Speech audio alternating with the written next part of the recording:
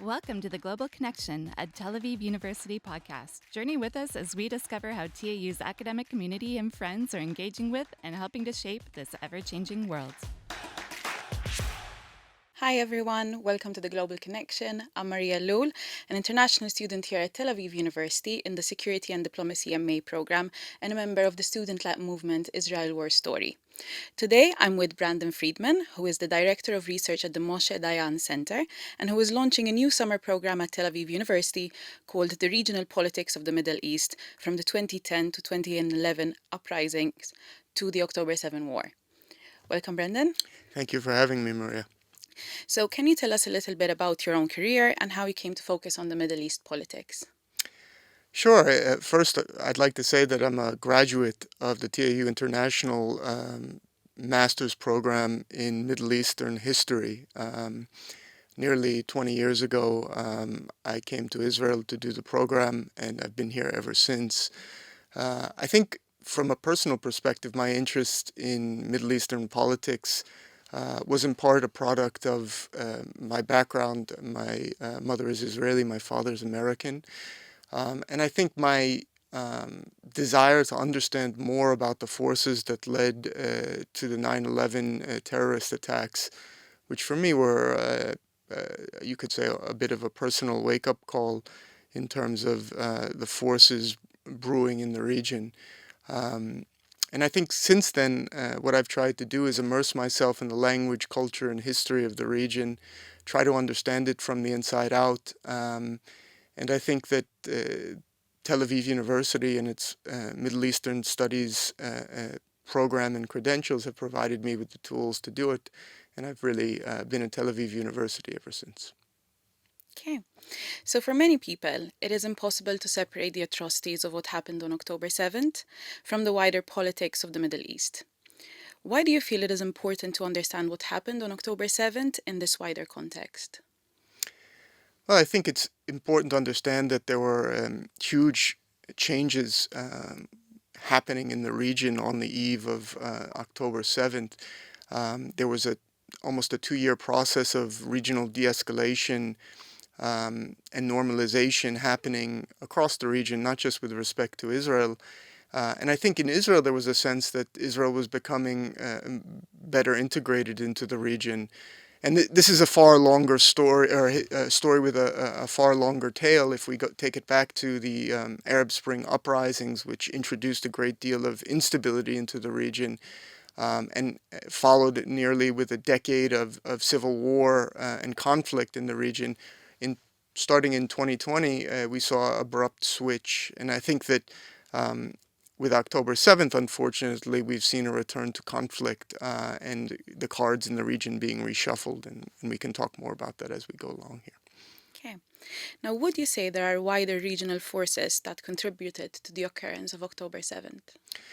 Yeah, absolutely. I mean, on one hand, I think with October 7th, you had Hamas launch a brutal and barbaric attack on Israel, into Israel's communities. We saw the gratuitous slaughter and brutal treatment of Hamas towards Israeli citizens on October 7th, which I think reflects a little bit about Hamas's ideology and worldview. But more broadly, I think what we see in the region was Hamas's partner, Iran, who felt deeply uncomfortable with an emerging regional security architecture that was being driven by the American effort to normalize relations between Israel and Saudi Arabia. And I think Iran felt threatened by the potential for the U.S. to create this kind of new security mechanism in the region. And so I think Iran's interests and Hamas's interests dovetailed in terms of October 7th. Hamas felt that the Israeli-Saudi normalization potentially would marginalize Hamas within the Palestinian sphere. It would marginalize the Palestinian national movement. And I think that Hamas's attack was in part a response to the trend towards Israeli-Saudi normalization. Now, many people call the current war the Israel-Hamas war, but you call it the October 7 war. Is there a reason for this difference?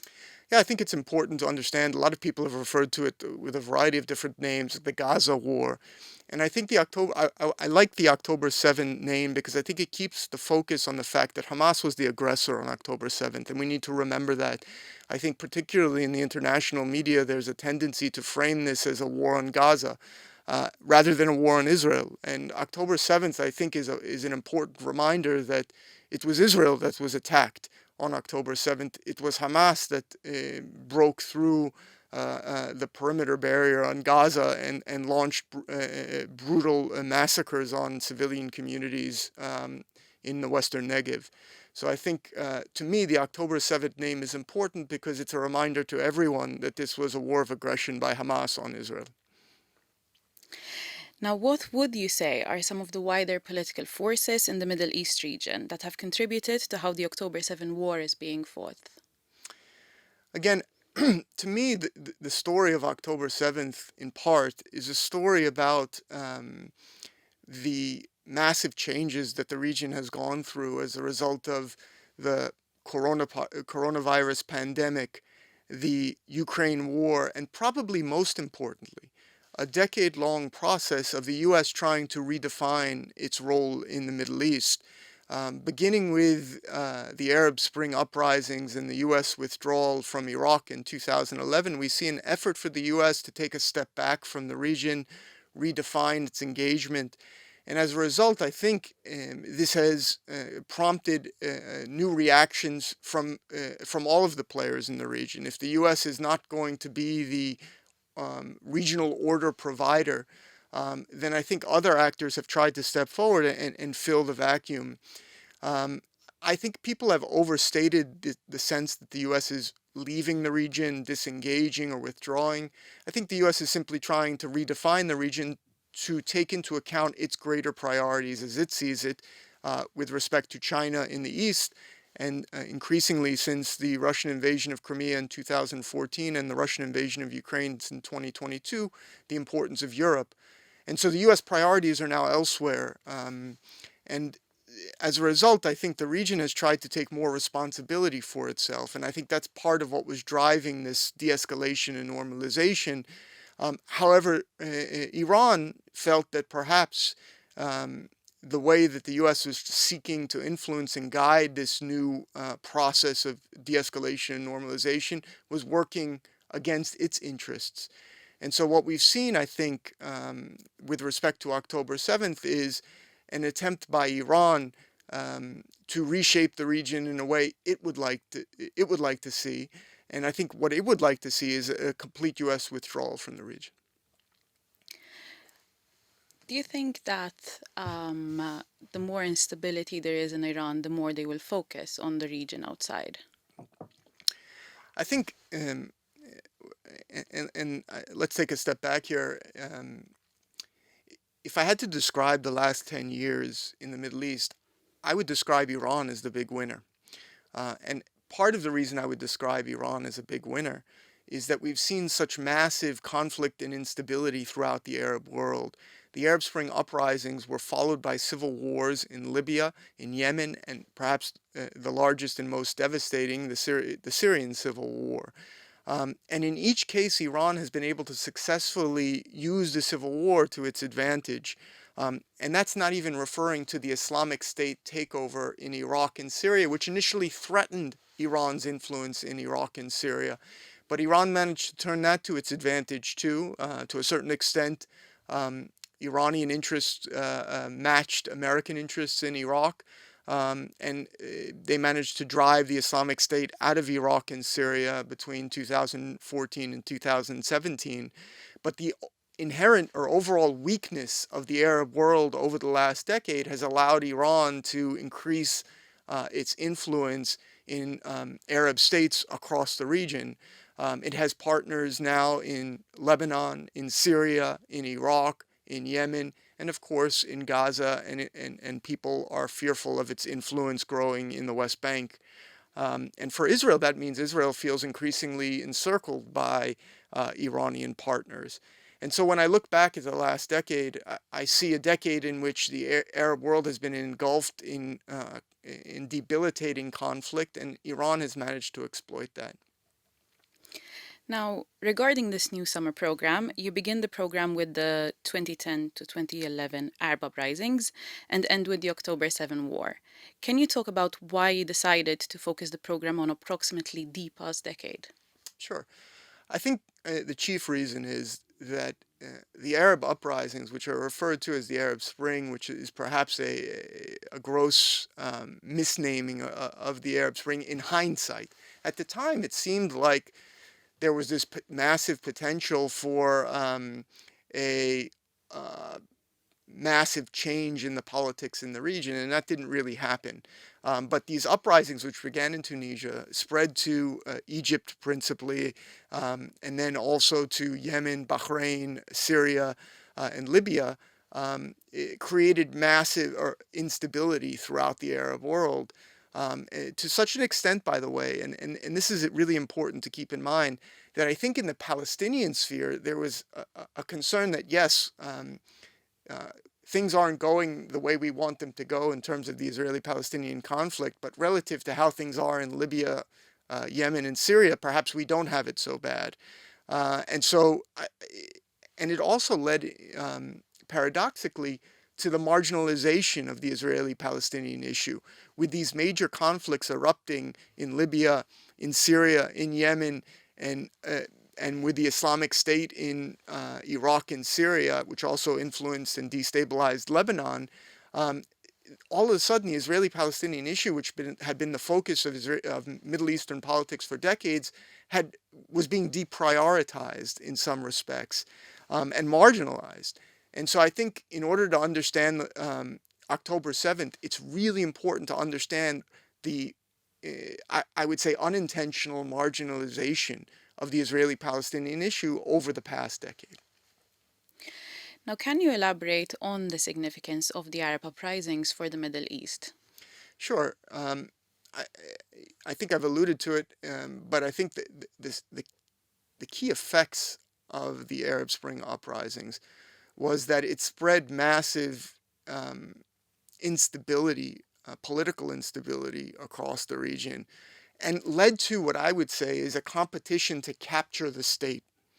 In Libya, we see continued instability in Libya as a result of the civil war. Since 2014, there have been two separate governments there, and so what we see is forces fighting to win the state. Because the Middle East doesn't really have a tradition of pluralistic democratic politics. It's sort of a winner-takes-all kind of thing. And so when you had the Gaddafi regime overthrown, all of a sudden you have these forces fighting to win the state. And you had a similar, I think, a similar kind of effect in Syria and in Yemen. In Bahrain, the story was a little bit different. In Egypt, you could say there was a similar type of process. After Mubarak was overthrown, you saw a brief control of the government by the military. It was replaced by a Muslim Brotherhood government who tried to completely change the nature of the state. And then there was a military coup d'etat as a backlash in the summer of 2013. And since basically 2013, Egypt's been ruled by a government that comes from the military and represents principally military interests. And so I think that what you've seen with the Arab Spring uprisings is a massive effort, a massive instability in the Middle East and an effort to capture the state. And so the Arab world has been fundamentally weakened over the last decade.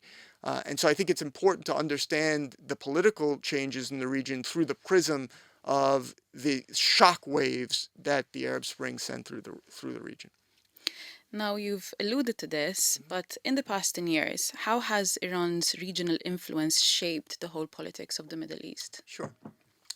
I think initially Iran felt threatened by the Arab Spring uprisings because the Islamic Republic of Iran, despite having a system with elections, is not a free and open government. And I think when it saw these popular uprisings that at the time seemed like they were going to usher in a new period of democratic governance in the region, in a way that might marginalize an Islamic republic, Iran felt threatened. And so Iran quickly tried to influence the trajectory of movements in the region in the areas where it could. And so principally this took place in Syria, in Lebanon, in Bahrain, and in Yemen. And it, to a certain degree, opened the door for a level of Iranian influence that didn't exist prior to the Arab Spring uprisings. And it's one of the reasons I say that we can say that Iran won the last decade. At least that's the way I see it. Okay. Now, how significant is religion to understanding contemporary Middle East politics? It's absolutely critical. You could say that religion is the cultural glue of the Middle East. If you don't understand the primacy of place of religion in this region, then you're fundamentally missing out on what drives people's identity, what drives people's way of seeing the world. And so understanding the place of religion, and I think there sometimes is a tendency to oversimplify that to understanding just Islam.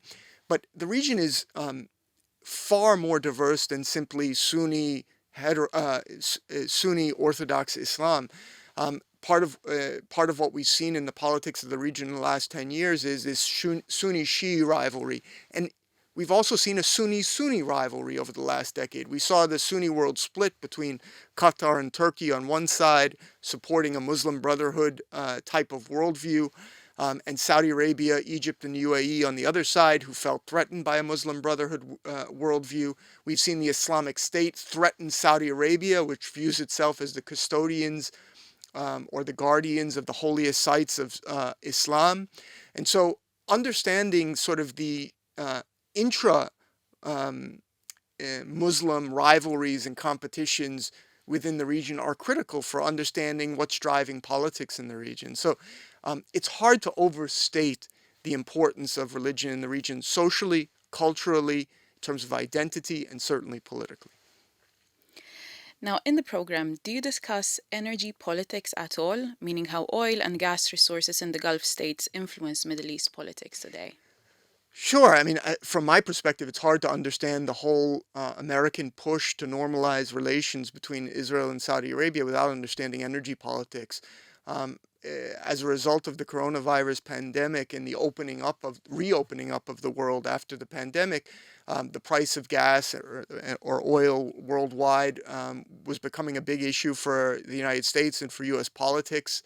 Before the most recent congressional elections, and now we're in a U.S. election year for the presidency. I think there was a sense that from the Biden administration in particular that the U.S. wanted Saudi Arabia's help in managing the global oil markets in an election year. And I think the Saudis had certain requests that they wanted from the Americans. And I think that the proper way to understand the Israeli-Saudi normalization process is that it was principally driven by an American-Saudi desire to come to an understanding. So I think it's an exaggeration to say the road to Washington lies through Jerusalem, but to a certain degree, I think the Saudis and the Americans understood if they wanted to get their deal done, a deal between America and the Saudis, they needed to bring in the Israeli-Palestinian issue, which the U.S. Congress wanted to see addressed. And of course, the Israeli-Palestinian issue meant that the Saudis had to deliver for the Palestinians, and the Saudis preferred to deal with the Palestinian Authority. And again, this perhaps led Hamas to feel like it stood to be marginalized in an Israeli-Saudi normalization, and that perhaps was one of the drivers of the October 7th war. Now, I know you've spoken about the Abraham Accords, but can you tell us a little bit more about how important they have been to the Middle East? Sure. The Abraham Accords, which were agreements that normalized Israel's relations with the Bahrain and the United Arab Emirates in August, September of 2020, and then led to Morocco and Sudan trying also normalizing with Israel. In Sudan, there's been a civil war that's erupted since the normalization agreement. So we can set Sudan aside, but so we're really talking about Morocco, the United Arab Emirates, and Bahrain. And you can even say Morocco doesn't see itself as part of the Abraham Accords. It sees its agreement with Israel as a renormalization of ties. So it's a bit different. But I think what it meant for Israel was it was an opportunity to begin to integrate into its neighborhood in a way that um, the peace treaties, as important as they are with Egypt and Jordan, hasn't really allowed Israel to integrate. The UAE saw and Bahrain saw the Abraham Accords as opening up relationships with Israel, not just in the security sense, but also in the economic sense, in the cultural, social, what we call people-to-people sense. And so it was an enormous chance for Israel to begin to better integrate into its neighborhood and to feel like it was being accepted in the Middle East. And I think it's hard to overstate that. And what's more is the Abraham Accords triggered a process of normalization that began to spread throughout the region, independent of Israel. So Turkey began to normalize its relationships across the region. Turkey had very poor ties with UAE and Saudi Arabia, and renormalized its relationship with Israel in between 2021 and 2022. And so you could say the Abraham Accords were almost contagious in terms of their effect, and from that perspective, enormously important for the region up until October 7th. Now, if we were to go back to October 6th, how would you describe Israel's relationship to the Middle East on that day? I think from an Israeli perspective in particular, there was a sense that Israel was becoming a vital partner in the community of the Middle East, vital in the economic sense, vital in the security sense, vital in the social and cultural sense. And so on the eve of October 7th, particularly with the potential for Israeli-Saudi normalization, the feeling was that there was a chance to advance regional cooperation in a way that didn't exist before. And I think that this has been, for Israel, it represented a potential massive sea change in its relationships in the region. Now, people say, well, that all seems very naive in hindsight, right? That there was an analyst of the region who wrote that it was even a mirage. And I think that's perhaps overstating things. And the reason that argument's made is because there were certain conflicts in the region that still continue to simmer, right? The civil wars that I alluded to earlier weren't really resolved. The Israeli-Palestinian issue still existed. But I think two things can be true at once. That I think that the region was moving towards greater regional cooperation and integration, including Israel, and that there were unresolved issues, and there remain unresolved issues. And so the question is, moving forward, can the October 7th war lead to positive outcomes, or will it lead to more instability and a return to the dynamics we saw pre-2020, which were a decade of conflict and instability? And I think that's an open question, and a lot of it depends on how things evolve. Well, it kind of took my question there because I was going to ask you how you would say Israel's relationship to Middle Eastern countries have changed since October 7th, so getting back to the present. Sure, I think, look, the war is a terrible thing. And I think that there's a social and cultural sense of solidarity throughout the Arab world with the Palestinian people and their national cause. And so the war is creating a sense of unrest in the region and instability because the Arab street, if you will, sympathizes with the Palestinians, would like to see the war come to an end as quickly as possible, would like to see, and tends to inherently sympathize with Palestinian suffering more than Israeli suffering. And so I think that for Israel, this has sort of frozen its relationships in the region, its new and growing partnerships in the region.